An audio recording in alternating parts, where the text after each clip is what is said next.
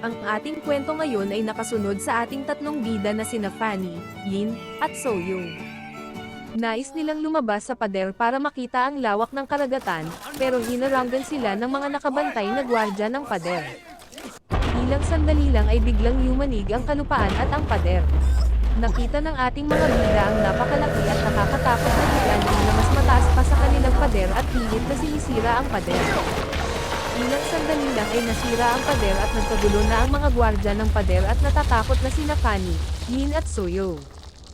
May nakita sila na pumapasok sa pader na mga higanti at natatakot sila sa mga mukha nitong parang si Balman.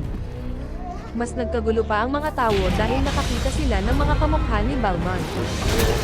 Gumamit sila ng mga sandata para mapigilan ang lahi ni Balman pero hindi ito lumuobra dahil naka-immortality ang mga lahi ni Balman kaya sumalakay din ang mga ito at sobrang nagkagulo pa ang mga tao.